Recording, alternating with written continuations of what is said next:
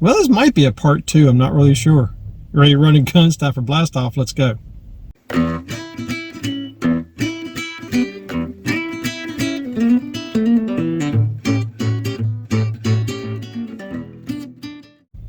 Hey guys, Todd here with you. Welcome back to Bassin 101. Truck talking Ricky again.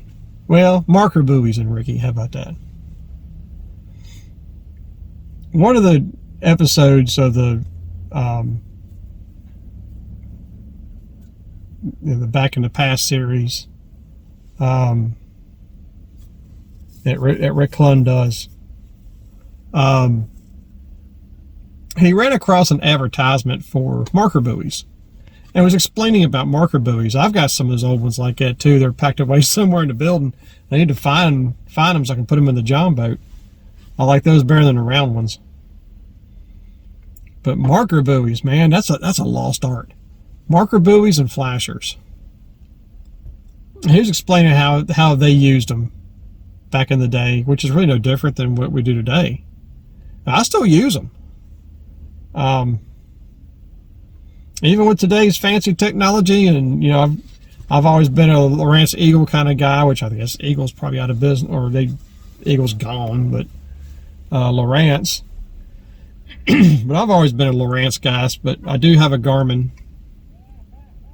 Because bang for the buck, I think it's just a better deal for what I was looking for. I wasn't looking for nothing too fancy. And even with that system, I've used marker buoys. You know, he was discussing the fact about, you know, guys using waypoints, and you go to your waypoint, puts you right on the spot, you know, mostly kind of, sort of. And but the problem is, even though you got that waypoint in there, you're still almost on top of the spot that you're trying to fish. I take a 2D sonar, that Garmin I got, and if I find an area and I find a certain, of course, you use maps.